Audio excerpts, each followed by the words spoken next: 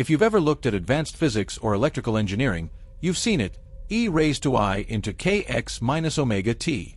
It looks like an intimidating cocktail of exponentials, imaginary numbers, space, and time. But what if I told you this entire equation is just an instruction for a spinning arrow traveling through space? Today, we're stripping away the abstract algebra and building this wave equation step by step using pure geometry. Let's start at the absolute foundation, e raised to I theta. Forget continuous growth for a second. In the complex plane, where the horizontal axis is real numbers and the vertical axis is imaginary numbers, e raised to I theta is simply an engine of rotation. It takes a pointer of length 1 starting at 1, 0 and rotates it counterclockwise by an angle theta. Euler's famous identity breaks this pointer into two perpendicular shadows.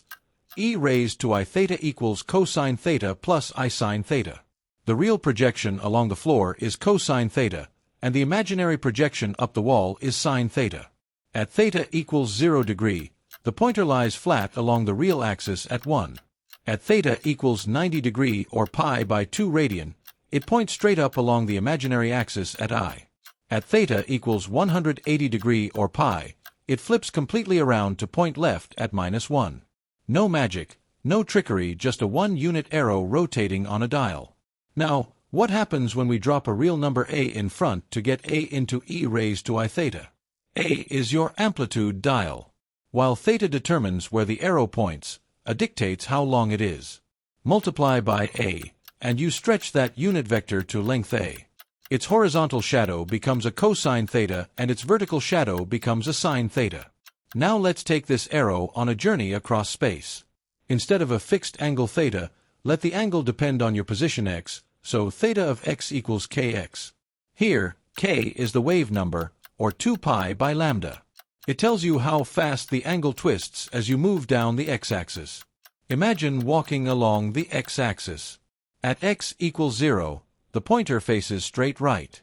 Step forward, and the angle kx increases, forcing the arrow to spin. Every time you walk one full wavelength lambda, the arrow makes one full 360-degree turn. If you connect the tips of these arrows at every single point along x, you don't get a flat wave, you get a 3D spiral helix cutting through space. Finally, let's bring it to life by adding time, giving us theta equals kx minus omega t, where omega is the angular frequency, or 2 pi f. What happens when t starts ticking? At any single spot x, the omega t term continuously subtracts angle, causing the complex pointer to spin clockwise in place. Across all space, this continuous phase subtraction makes the entire 3D helix slide forward along the x-axis. It's just like a corkscrew being turned. As it spins around its axis, the visual pattern travels steadily along the length of the screw at speed v equals omega k.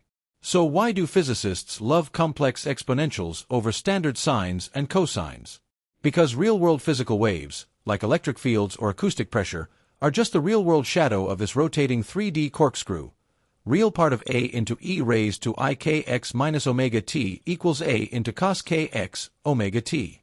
By treating waves as moving complex rotations, intractable calculus transforms into simple algebra.